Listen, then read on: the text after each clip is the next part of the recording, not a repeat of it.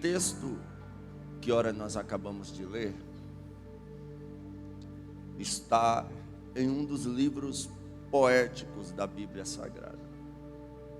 O livro de Cantares fora escrito por Salomão e, além de ser um livro romântico, um livro poético, ele é um livro bastante enigmático. E um dos primeiros enigmas dentro deste livro é porque ele está na Bíblia Sagrada, ele faz parte da palavra de Deus, mas ele não contém a palavra Deus. Você não vai ver nada relacionado a Deus nesse livro. Nenhum nome que se atribui à Trindade Santíssima, o Pai, o Filho e o Espírito Santo. Jesus, Yahvé, Yeshua, Deus, Senhor, Espírito Santo, Espírito de Deus, Espírito do Senhor. Nada que se atribui ao Pai, ao Filho e ao Espírito Santo está registrado nesse livro. Mas ainda assim, ele tem muita inspiração espiritual para a igreja de Cristo. O sábio Salomão, ele fora o filho de Davi. Davi, ele recebe uma promessa da parte de Deus.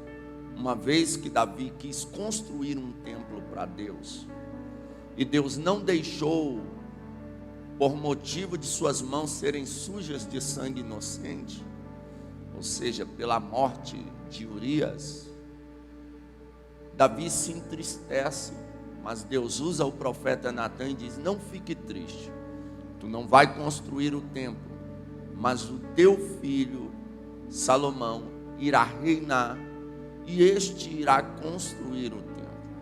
A Bíblia Sagrada diz que Adonias ainda tenta reinar no lugar de Salomão, mas Deus havera dito que quem reinaria era Salomão.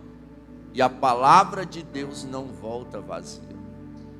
Não adianta alguém querer sentar na cadeira que Deus disse que tu sentaria. Não adianta alguém querer aquilo que Deus disse que é teu. Pode até tentar, mas Deus vai tirar, porque o que é teu e ninguém toma. O que Deus te prometeu irá se cumprir na sua vida, não na vida de outro. E Salomão assume o reinado. Davi morre, ele agora é rei sobre Israel. E a Bíblia diz que Deus aparece a ele e diz: Salomão, o que queres que eu te faça? E Salomão está com um governo difícil de governar, porque os filhos de Davi rebeliaram-se. E Adonias estava tentando reinar, e se por um certo momento, em um certo local ele reina, havia apoiadores de Adonias. Então ele poderia ter pedido algo para Deus surpreendente, para liderar o povo, para o povo crer mais nele, ou alguma coisa do tipo. Mas o pedido dele nos chama a atenção. Ele fala: Deus, me dê sabedoria para que prudentemente eu conduza os filhos de Israel. E Deus fica surpreso. Se é que Deus se surpreende, Deus não se surpreende. Mas o pedido de Salomão chama a atenção de Deus. E Deus olha e diz: porquanto não me pedisse ouro, porque eu acredito que eu pediria ouro. Não me pedisse prata, mas me pediste sabedoria. Eu te darei sabedoria, te darei também ouro, te darei também prata, e o seu governo será de paz. Enquanto tu me servir, eu serei contigo. E o sábio Salomão recebe uma sabedoria que nenhum homem na história teve tamanha sabedoria. A sabedoria de Salomão, ela é para nós palavras de edificação até os dias de hoje, e serão enquanto houver vida sobre a terra, Os escritos de Salomão nos ensinam bastante, né? A Bíblia Sagrada diz que a sabedoria dele foi tanta que se espalhou sobre o mundo a notícia, a riqueza que ele recebeu da parte de Deus foi tanta que se espalhou sobre o mundo, a ponto de a rainha de Sabá vir conferir se isso era verdade mesmo. E quando ela chega para conferir, que ela vê a sabedoria de Salomão, ela vê a riqueza de Salomão, ela vê a grandeza de Salomão, ela vai dizer: não me contaram nem metade. Há quem diga que ela trouxe 7 enigmas para que Salomão resolvesse. Um deles, ela ordena que coloque 2 flores idênticas na frente de Salomão, uma flor artificial e uma flor original. E ela diz: se tu tem tanta sabedoria mesmo, me diz qual é a falsa e qual é a verdadeira. E Salomão, acredito que foi uma ajuda de Deus, não sei se ele manda capturar uma abelha, não sei. Eu sei que uma abelha vai diretamente para a flor original. E ele diz: esta é a original. E o enigma é resolvido, e os demais enigmas, todos eles, ele resolveu. Então a rainha de Sabá fica maravilhada. Não me contaram nem a metade. A grande verdade é essa. E os reis de Israel tinham sempre um período para ouvir o povo e atender o povo. Lembra quando o cego Bartimeu começou a gritar: Jesus, filho de Davi, tem compaixão de mim? Todos estavam ali gritando: Messias, Mestre, Jesus. Outros diziam Hosana, outros diziam socorre, outros diziam faz alguma coisa por mim. E o cego Bartimeu grita: Jesus, ó filho de Davi. Por que o cego Bartimeu grita diferente das demais pessoas que estavam ali? Porque quando ele diz que Jesus é filho de Davi, ele está reconhecendo a linhagem real de Cristo e está lhe colocando como um rei, e está lhe pedindo que, como um rei, ele ouça o seu pedido e lhe faça alguma coisa. E o cego Bartimeu recebe a sua cura de sua cegueira e segue a Jesus Cristo. Glória seja dada ao nome de Jesus. Mas quando Salomão assume, o primeiro caso que ele vai resolver é difícil. A Bíblia diz que 2 mães, uma gera uma criança, 3 dias depois outra gera outra criança, e ambas estão dormindo, e uma se deita por cima da criança, e a criança morre, sufocada. Ao ver a mãe que a sua criança está morta, ela vai devagarzinho e troca os bebês. E a Bíblia diz: pode uma mãe que amamenta se esquecer do filho que ama? É impossível. A mãe sabe muito bem quem é o seu filho. A mãe sabe muito bem quem é a criança que ela gerou. Quando a mãe acorda e vê que o bebê foi trocado, ela olha para outra e fala: me dá meu filho. Ela: seu filho coisa nenhuma. Você não vigiou, dormiu por cima da criança e agora quer tomar meu bebê? Ela: não, meu bebê é esse aí, eu conheço o meu bebê, você trocou os bebês. E levaram esse caso para Salomão. Salomão está novo no governo, está todo mundo esperando para ver se ele vai ser um bom governador ou não, um bom rei ou não. E é chegada a hora de ele resolver o primeiro problema. Quando chegam, essas 2 mães estão indignadas uma com a outra. Ela: trocou meu filho. A outra dizendo: não troquei coisa nenhuma. Ela que não vigiou e dormiu sobre a criança dela, e agora que é o meu. Aí Salomão ouve. e diz: traga-me aqui uma espada, traga-me a criança viva para que eu corte no meio e dê um pedaço a cada mãe. A mãe verdadeira logo correu e gritou: não, pode deixar o meu bebê com ela, pode deixar ela cuidar da criança, não precisa matar a criança. A mãe do menino morto falou diferente: olha, não, pode cortar, assim não fica nem para mim nem para ela. Aí Salomão olhou e disse: a mãe que pediu para que preservasse a vida da criança é a verdadeira mãe, entregue para ela. E todo Israel ficou maravilhado. O erro de Salomão foi se envolver com muitas mulheres, e a maioria das quais era proibido que os filhos de Israel se envolvessem, porque era lei, aleluia, era um mandamento, era algo divino, era, melhor dizendo, um princípio, que os filhos de Israel não se casassem com mulheres de outras nações, nem mulheres de Israel se casassem com homens de outras nações, de outro povo, a não ser, porque tinha a lei dos naturais da terra. Alguém que vinha para lá, se fosse homem, ele podia se tornar natural da terra, circuncidava-se e começava a viver conforme as leis de Israel. Então esse, se tornando natural da terra, podia então haver um casamento.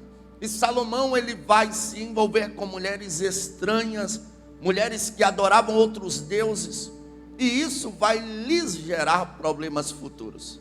Mas Salomão, ele é um indivíduo que, quando eu encontrar ele no céu, eu vou falar: amigão, tu é corajoso, hein? 1000 mulheres. Eu lutei para viver com uma. Me explica aí, Salomão, como é que lidar com 1000 sogras? Cara, tu é o cara mesmo, hein, Salomão? Mas é sério, brincadeiras à parte. Mas Salomão, ele se envolve com 1000 mulheres. E ainda Sulamita. Sulamita, ela era uma mulher morena, que ela mesmo dá testemunho disso. Ela vai dizer: olha, não olheis por eu ser morena. E isso dá-se ao fato de ela ter sido queimada pelo sol. Só que ela foi a amada de Salomão. Salomão se apaixonou por ela.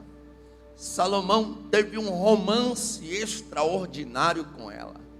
E Salomão até escreveu um livro sobre ela. Aleluia. Esta moça, ela foi a paixão, a mulher da vida de Salomão, foi Sulamita. E no texto que nós acabamos de ler, no capítulo 6, verso 8 de Cantares, o livro que ele escreveu sobre o seu romance, né? Ele vai dizer: 60 são as rainhas, 80 as concubinas e as virgens sem número. Porém uma é a minha amada, a minha imaculada, a única de sua mãe. 60 são as rainhas. As rainhas com quem Salomão se envolveu, a maioria delas foi por aliança política, para fortalecer o seu governo, para fortalecer o seu reino.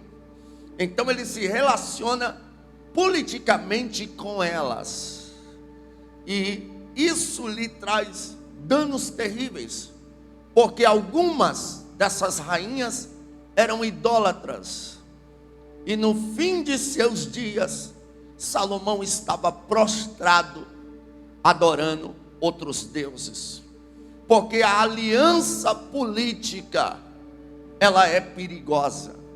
Não é errado termos cristãos políticos, que Deus preserve e levante cristãos que não se corrompam com a política corrompida, que não envergonhem o nome da igreja com escândalos em meio à política. Mas a minha preocupação é que a igreja primitiva, o período dela foi o mais forte da igreja, da história da igreja. Foi a igreja mais pura, foi a igreja primitiva. E ela sofreu perseguição terrível. Todo mundo conhece a história do Coliseu. Todo mundo conhece a história da Arena dos Leões. Todo mundo conhece a perseguição que a igreja sofreu sobre o Império Romano. Cristãos eram arrastados no meio da rua por carros de boi. Cristãos tinham suas pernas, seus braços arrancados, eram queimados em fogueiras, eram despedaçados junto com suas famílias em arenas de leão, mas não negavam a fé. E Tertuliano faz uma declaração. Ele diz que o sangue dos cristãos servia de semente, ou seja, eles matavam 10, Deus salvava 100. Eles matavam 100, Deus salvava 1000. Eles matavam 1000, Deus salvava 10.000. E a igreja crescia de forma espantosa, debaixo de perseguição. Até que um líder político, chamado Constantino, olhou para a igreja e disse: esse povo não faz mal a ninguém, por que persegui-los? E se aliançou. Aí a igreja que era ridicularizada pelo mundo, a igreja que era perseguida pelo mundo, oh glória, a igreja que crescia debaixo de perseguição, agora não é mais perseguida. Agora se tornar um cristão virou status, porque o rei da época apoiava. Aí começou as indulgências, começaram a adorar a cabeça de Paulo, aleluia, começaram a adorar roupas de profeta, começaram a vender terrenos no céu, aleluia, a idolatria entrou com tudo e a igreja se enfraqueceu. E eu ando preocupado, como eu disse, temos que colocar representantes políticos lá, como Daniel, que foi governador, como José, que foi governador, homens de Deus que vão trazer benefício ao reino. Agora, o que a igreja não pode é apoiar quem se disfarça de cristão só em época de política, quem se disfarça de crente só em época de política, quem diz que aborto veio da ideia de Satanás, mas depois que é eleito, aprova o aborto. E muito crente apoiou esse tipo de pessoa. Nós não podemos, a igreja precisa entender que se ela se aliançar politicamente errado, nós vamos padecer, nós vamos sofrer, nós vamos nos esfriar. Então nós precisamos, em caráter de emergência, entender que a nossa aliança com o noivo, ela não é política. Aleluia. Porque quem se envolve politicamente, às vezes se envolve por interesse, por querer alguma coisa, por aquilo que possa ser lhe proporcionado. Aleluia. Mas essa é a minoria da igreja que se envolve com o noivo. 60 são as rainhas, as que se comportam como rainhas, né? Que os seus interesses são políticos, os seus interesses são status. É tanta briga por status, aleluia, é tanta briga por poder, é tanta briga por cargo, porque por causa dos benefícios, por causa da mamata. Mas eu vou liberar uma palavra profética: a mamata vai acabar. Chega de líderes religiosos que só querem saber de cadeira, que só querem saber de trono, que só querem saber de lucro, que só querem saber de luxar. Chegou a hora que Deus vai levantar os verdadeiros, que ainda se aliançam por amor à obra de Deus e não por status. Aleluia, glória.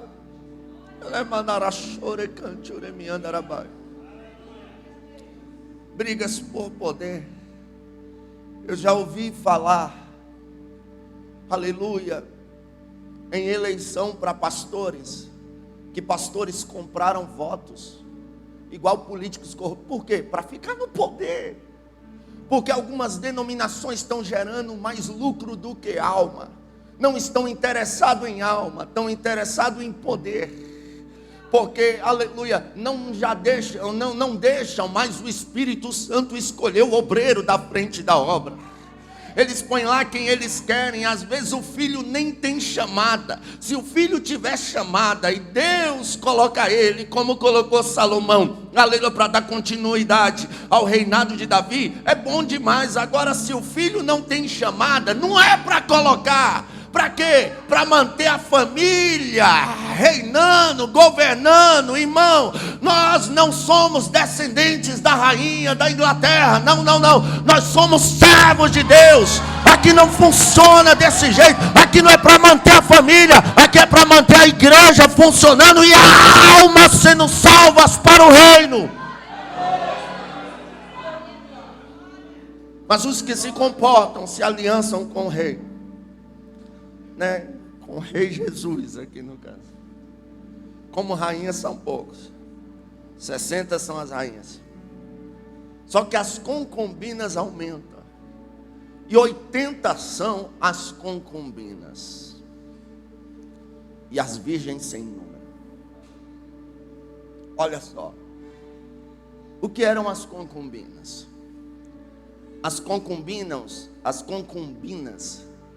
eram moças que se relacionaram com o rei Salomão para lhes dar prazer. E a maioria delas, Salomão só teve um momento de prazer com elas e nunca mais as viu. E a igreja não pode se aliançar com Cristo, com o Rei dos Reis e Senhor dos Senhores, como uma concubina. Só por prazer, só por um momento de prazer, um momento de alegria, um momento que possa lhe proporcionar alguma coisa. Eu sou crente só até eu casar. Eu sou crente só até Deus me dar um carro. Eu sou crente só até Deus abrir a porta de emprego. Eu sou crente só até Deus me dar alguma coisa. Eu sou crente só de campanha. Por quê? Porque eu só quero um momento de prazer e nada mais. Compromisso não. Eu sou crente só de ir na igreja domingo, só para alguém ver que eu estou lá e eu sou um religioso. Mas compromisso nada. Isso é atitude de uma igreja que se, aleluia, comporta como uma concubina. E nós não podemos ser assim. Não é só um momento de prazer. Aleluia. É de dia e noite. É em todo tempo, em todo momento. É toda hora. É aliançado, é crente no culto, é crente em casa, é crente na faculdade, é crente no trabalho, é crente na rua, é crente na academia, é crente no clube, é crente aonde tiver, tem que resplandecer a luz do Espírito Santo de Deus. Que quem quer só prazer, ele quer só um momentinho com Jesus no culto. Quer só a presença de Jesus no culto. Aqui eu sinto a presença de Jesus. Sair daqui é o crente 007, né? O espião. Ninguém sabe que ele é crente fora daqui.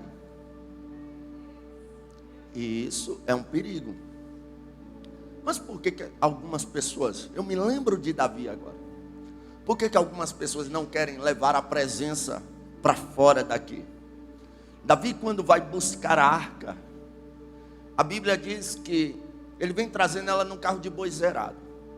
Aí Uzá vai pegar na arca e Deus mata ele. Davi fica triste, para ali, a arca fica na casa de Obed-edom. 3 meses, Deus abençoa tudo. Agora Davi vem trazer a arca de forma certa. Aquele acidente ocorreu porque Davi estava trazendo a arca de forma errada. Aí agora Davi está com todo o temor. Os levitas estão com a arca no ombro. E Davi dá um passo. 2, 3, 4, 5, 6. No 7º ele para e oferece sacrifício. 1 passo, 2, 3. No 7º ele para e oferece sacrifício. E a presença de Deus é manifesta. Davi fica tão feliz que ele começa a saltar, se alegrar na presença de Deus. E Mical, quando vê aquilo, despreza Davi. E isso lhe causou esterilidade. Ela foi estéril, não produziu. Você pode ver, você já viu uns obreiros quadradões, delegados, mais secos que ele? Só o deserto não sei nem da onde. Aqui não tem eles não, nem em Caldas Novas, mas lá em Brasília tem alguns. Aí quando eles vê alguém saltando na presença de Deus, alguém glorificando, alguém chorando, alguém profetizando, ele fica bem assim: pra que isso? Que meninice é essa? Olha a vida dele, se não é igualzinho de Mical. É estéril, é crítico. Às vezes fez faculdade só para criticar. Nada para ele está certo, nada para ele funciona, tudo para ele está errado. Mas olha a vida dele, já ganhou quantas almas? Nenhuma. E o irmão que está pulando? Várias. Aleluia. Já foi evangelizado? Não, mas tudo está errado. Tudo. Não, pelo amor de Deus, mantenha distância desse tipo de pessoas. Aleluia. Você pode até não gostar de quem se alegra na presença de Deus, mas não reclame, deixa ele. Só ele e Deus sabe a intimidade que ele está vivendo. Tem adorador aí? Deixa eu ver. Só que Davi nos dá uma lição. Ele dá 7 passos, 6 passos, no 7º ele para e sacrifica. Daqui eu entendo que sentir a presença de Deus no culto é fácil, né? O ambiente aqui já é de glória, a atmosfera aqui já é espiritual, não é verdade?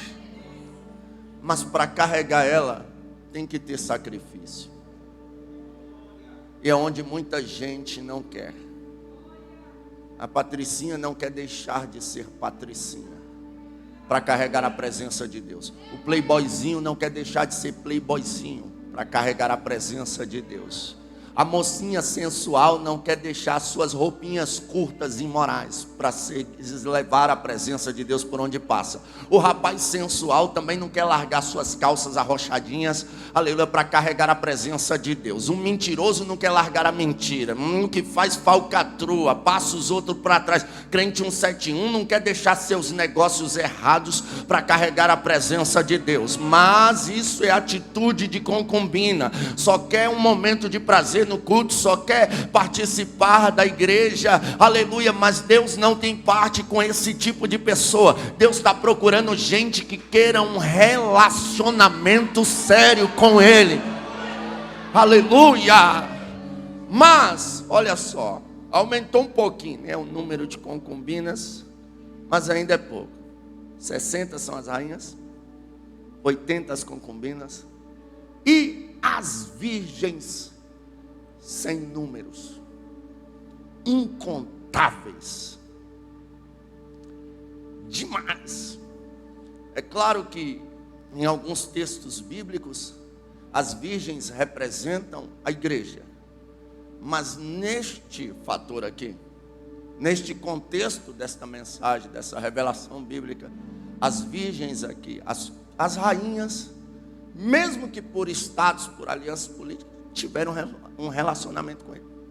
As concubinas, mesmo que por prazer, tiveram um momento com ele. Mas as virgens nunca tiveram intimidade. É aquelas que Jesus vai dizer: apartai-vos de mim para o fogo eterno, porque eu não vos conheço. Ele não conhece, ele não sabe quem é. Aleluia. Eu fico pensando que Deus, eu estou crendo, sabe, essa tarde eu sonhei com um avivamento. Aleluia. Eu sonhei que próximo à minha casa estava eu, minha esposa, e uma cantora que eu não lembro, mas eu sei que a gente ia para esse culto. Esse culto era na rua. Tinha centenas de pessoas de joelhos dobrados, chorando. E as pessoas que passavam na rua paravam e começavam a chorar também, se arrependendo de seus pecados. Eu estou crendo, eu sempre ouvi dizer que haveria um avivamento que antecederia o arrebatamento da igreja. E quando eu leio a Bíblia, eu entendo que isso de fato é verídico, porque a Bíblia diz que as virgens adormeceram, as 10, as prudentes, que representam a igreja do arrebatamento, também dormiram. Então a igreja precisava dormir, precisava passar por um período de sono. Só que a Bíblia diz que antes do encontro alguém acordou elas. Então entenda, a igreja viveu um esfriamento, mas ela não vai subir fria, ela não vai subir morna, ela não vai subir dormindo, ela vai subir acordada, ela vai subir avivada. Aleluia, louvado seja o nome do Senhor. E já está começando a acontecer algumas coisas que eu via nos cultos de quando eu aceitei a Jesus no ano de 2006, segunda-feira mesmo. Aleluia, a gente pregou no congresso de adolescentes, foi uma glória. Jesus batizou, adolescentes foram cheios. Aleluia, depois do culto, o que os adolescentes fizeram? Saíram na rua cantando. Daqui a pouco tinha jovens pedindo para aceitar a Jesus, chorando. Eles voltaram para o templo e começaram a orar. Nós vimos no início desse ano alguns jovens na faculdade orar e o culto se estender a mais de 15 dias. Aleluia, eu estou vendo, eu estou sentindo que está vindo uma onda de avivamento aí, está vindo um despertamento aí. Agora você escolhe se você tem um relacionamento íntimo ou vai ficar como virgem que não quer compromisso. Eu já falei para Deus: eis-me aqui, Senhor, eu aguardo, eu anseio, eu quero. Aleluia.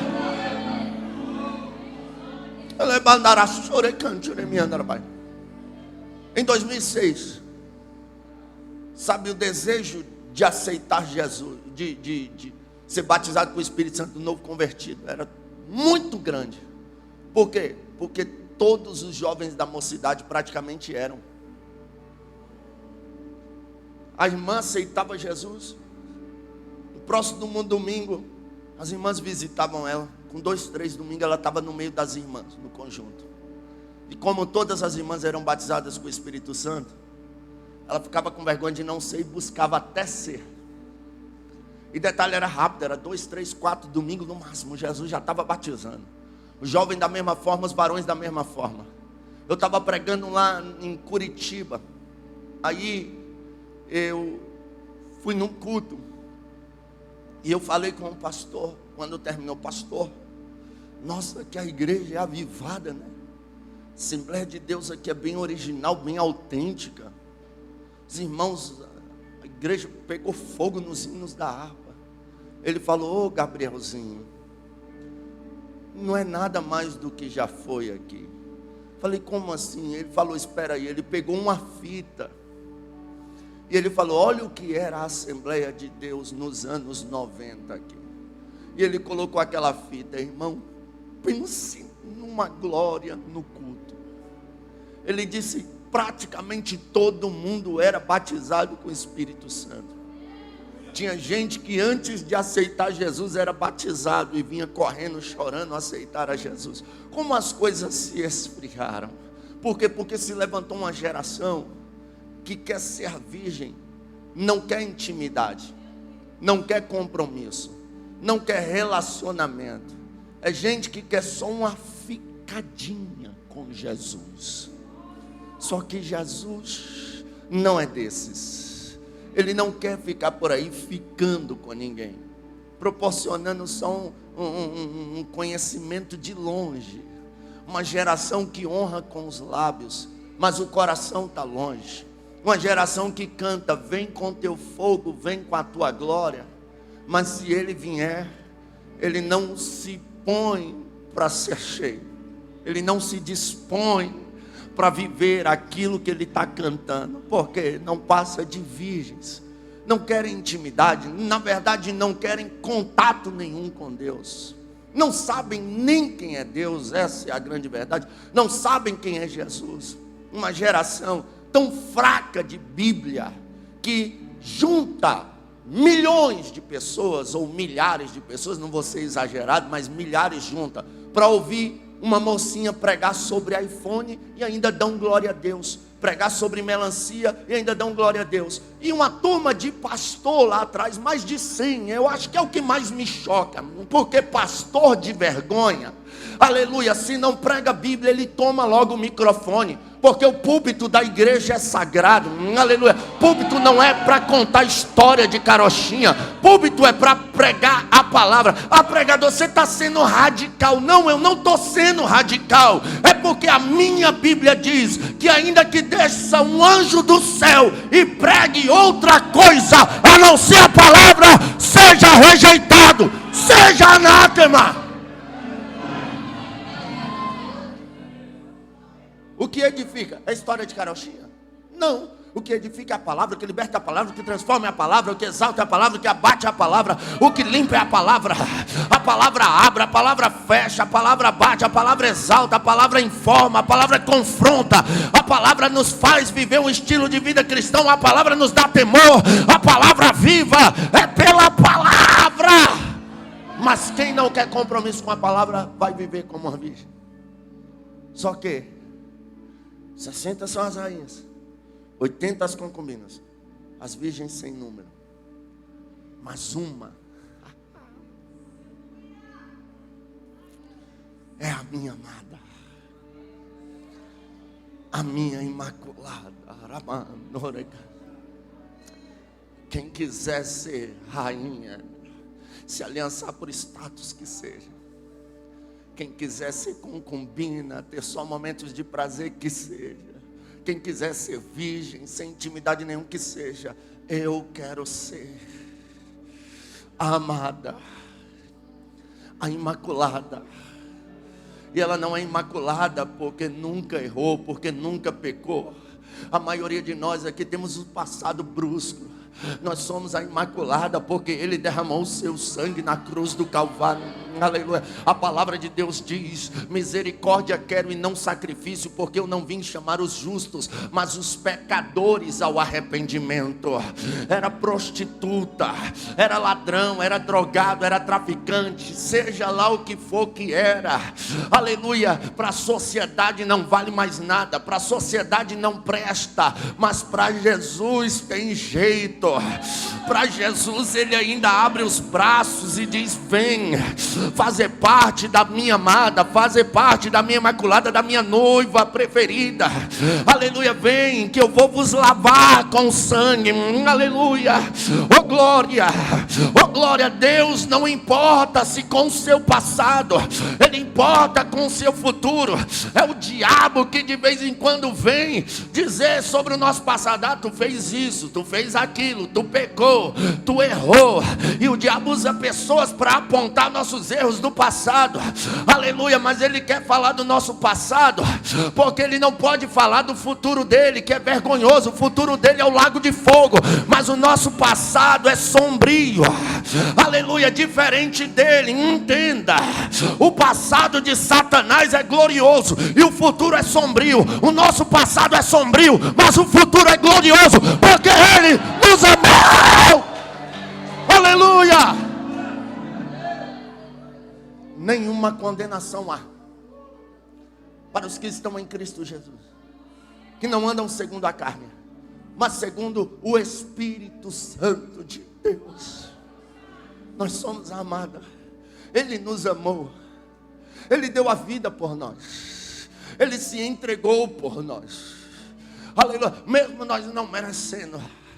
Aleluia. A maior mensagem da história, disse um grande avivalista, e eu repito aqui hoje: ela não foi pregada com a boca aberta. Não. Como assim, pregador? Ela foi pregada com os braços abertos. Aleluia. Ele com os braços abertos na cruz do Calvário, Ele olhou e disse: Pai, perdoa eles, eles não sabem o que faz. Aleluia. Ele gritou: está consumado. E foi consumado o peso do sacrifício. É por isso que a Bíblia diz: filhinhos, essas coisas eu vos escrevo para que não pequeis. Mas se pecar, temos no céu um advogado, Jesus Cristo o justo. Ele é o sacrifício pelos nossos pecados, não só dos nossos, mas de todo mundo. Entenda, no decorrer da nossa caminhada nós vamos errar. Vamos, faça de tudo para não errar, porque se você errar, Deus te perdoa. Mas a maioria dos crentes não. Infelizmente, não era para para ser assim. A igreja moderna, ela acha que o ministério é de exclusão. Pecou, a gente compartilha o pecado, que é para nunca mais se levantar, que é para nunca mais ser crente. E o ministério, a Bíblia não diz que é de exclusão. A Bíblia diz que o ministério é de reconciliação. O ministério trata-se de exclusão quando é o caso de alguém que não quer se arrepender, não quer voltar atrás, não quer, que ama o pecado. Esse Deus os entrega às suas próprias paixões. Aí sim cabe uma exclusão. Agora, para quem errou, a gente vai lá, exclui, bota para fora. Não queremos mais aqui, como se a gente não errasse, como se a gente não pecasse. Mas quem não tem pecado, seja o primeiro a compartilhar, seja o primeiro a passar para frente a informação, seja o primeiro a atacar pedra. Não, não, não. A igreja não precisa estender a mão com um dedo, ela precisa estender a mão com 5 e dizer: vem cá, eu estou contigo, levanta-te, lembra-te de onde caísse. Deus ainda tem negócio contigo. É a imaculada, sem mancha. Não porque não erramos, mas porque Ele com sangue nos limpa. Ela é mandarassoreba. Ela é mandarassoreba. Ela é bracalachorebantuia. Ela é bravassoremia arabaia. Ela é mandarassorecanturemia arabaia. Há uma liberação de perdão. Há uma liberação de perdão aqui hoje. Há purificação para as nossas vidas aqui hoje. Mas não pegue dessa palavra para sair pecando. Eu vou pecar, Deus vai me perdoar mesmo. Não faça isso. Porque o pecado nos afasta de Deus. O salário do pecado é a morte. E todo pecado traz consequências terríveis. A traição do marido à esposa vai fazer com que talvez não haja confiança mais nunca dentro desse relacionamento. A traição do esposo à esposa, ou em vice-versa, a esposa ao esposo, vai trazer consequências terríveis. A desobediência à liderança, uma rebelião, talvez fará com que a pessoa não tenha um ministério bem sucedido nunca mais na vida. A mentira pode trazer consequências agravantes. A glutonaria, que é um pecado que eu considero ser o mais perigoso da Bíblia. Por quê? Porque é um pecado que as pessoas não costumam se arrepender. E se a gente que disciplina porque adulterou, disciplina porque prostituiu, disciplina porque roubou, disciplina porque escandalizou, lê bem a Bíblia, a gente entenderia que também caberia uma disciplina para quem cometeu a glutonaria. Porque é pecado de morte do mesmo jeito. Aí congresso de jovens, termina, vai todo mundo para a pizzaria. Esse ano eu vou comer 23 pedaços. Meu recorde o ano passado foi 17. Aí comete glutonaria. O espírito se afasta e nem sente.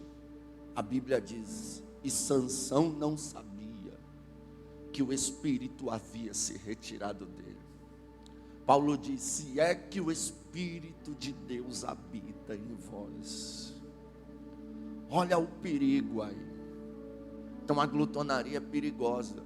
Come até o seu limite. Não é errado comer bem. Tem que comer bem mesmo. O melhor dessa terra é para os servos de Deus comer. A Bíblia diz que se a gente ouvir e obedecer, comeremos o melhor dessa terra. Mas comeu, saciou. Só porque está gostoso demais eu vou comer mais.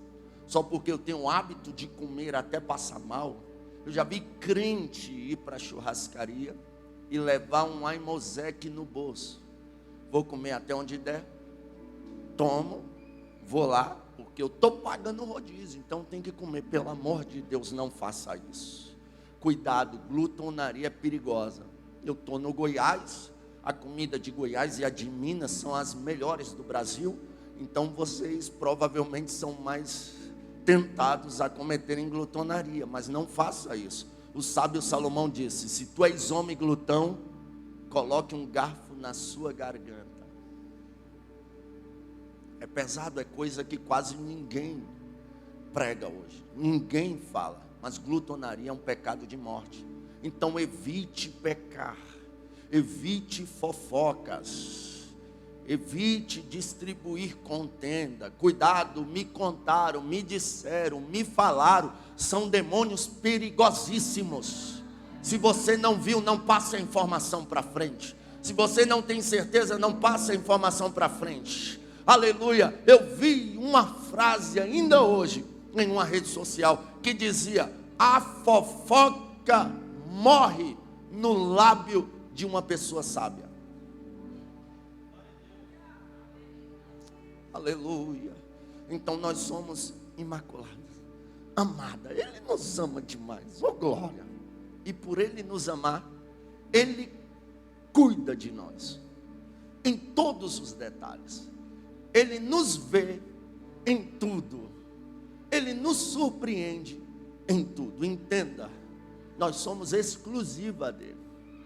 Só que isso não nos implica a passar prova. Ele nos advertiu: no mundo tereis aflições, mas tem de bom ânimo. Eu venci o mundo. Ele venceu o mundo por nós. Oh glória, não é fácil.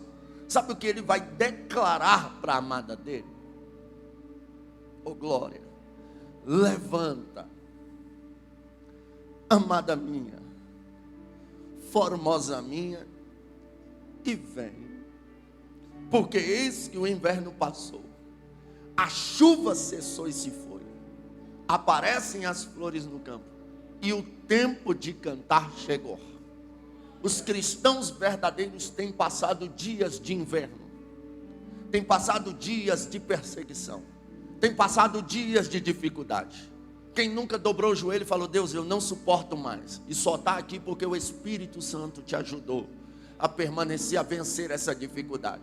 Eu tenho visto mães chorando pelos seus filhos que ela criou na presença de Deus e hoje já não estão mais na presença de Deus. Eu tenho visto esposas chorando pelos seus maridos que estão dando trabalho. Eu tenho visto maridos chorando por suas esposas que têm dado trabalho.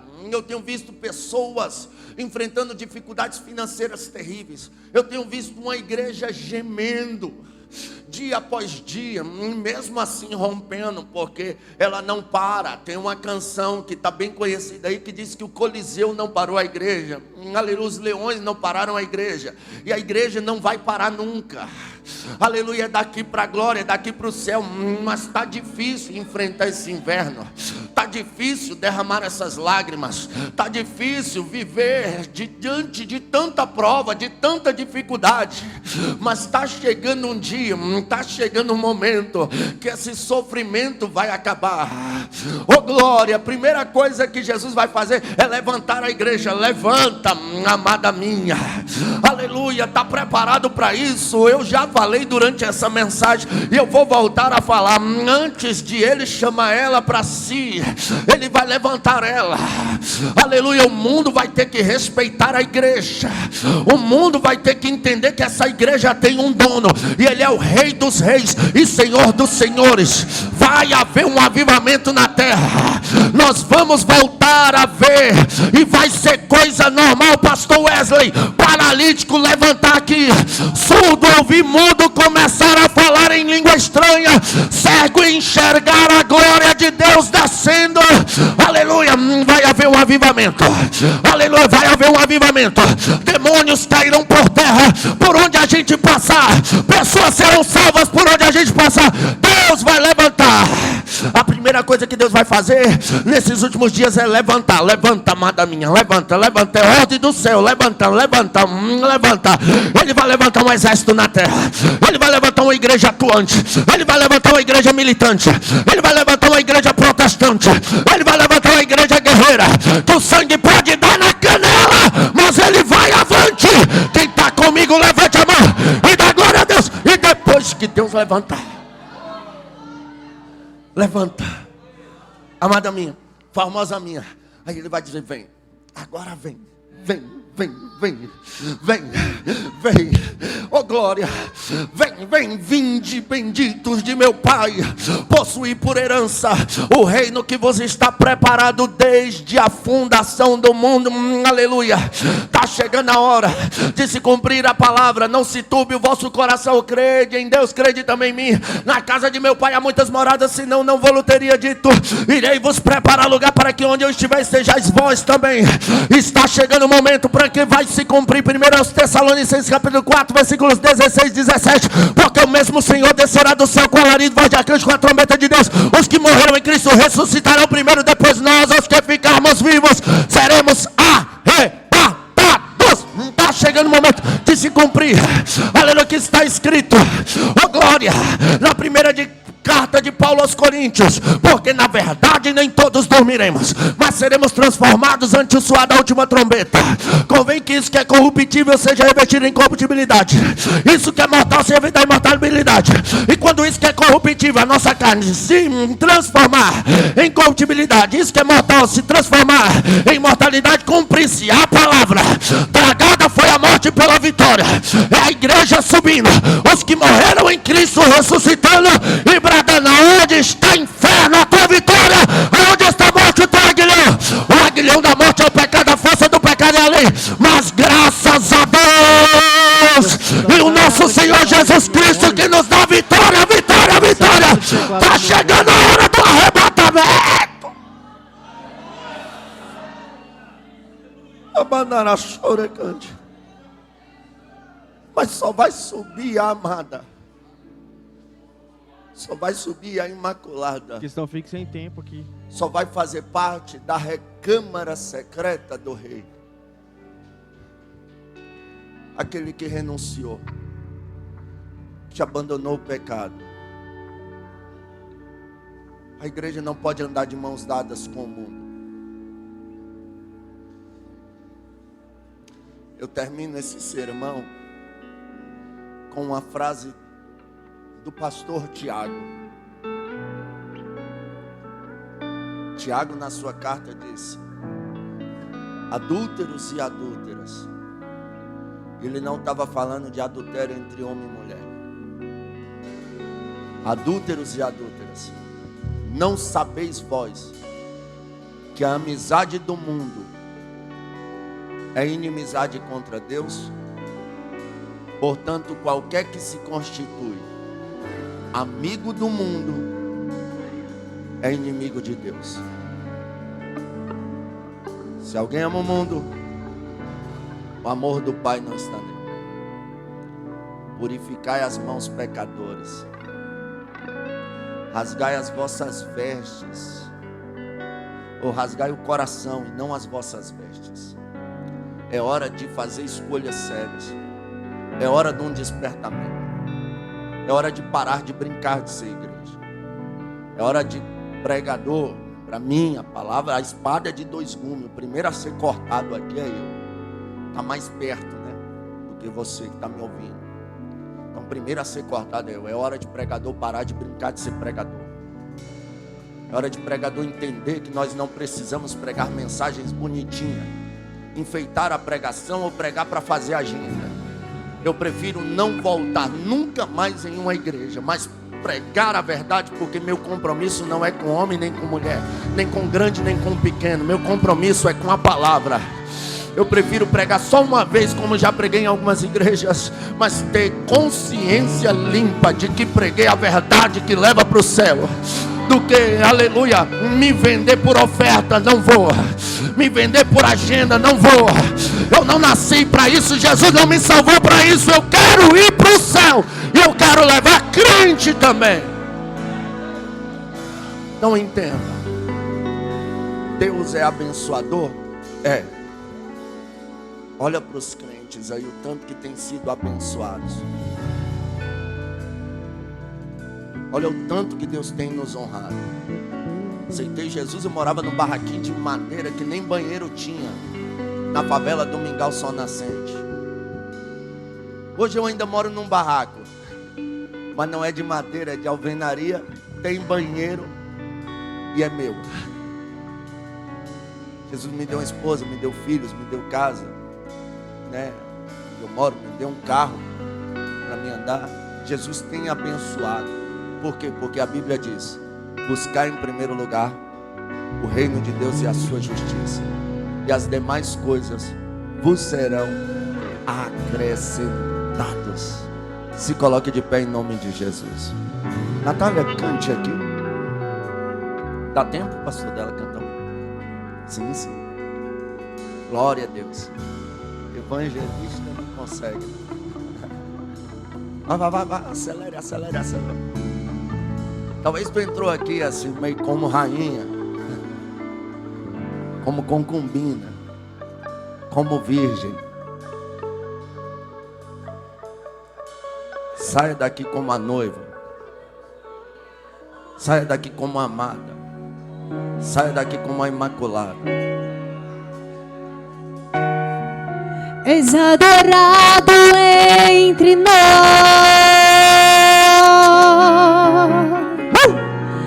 tão desejado aqui,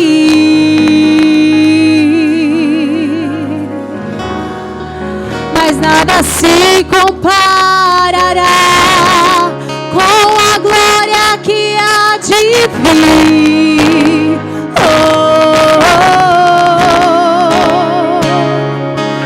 Eu não sou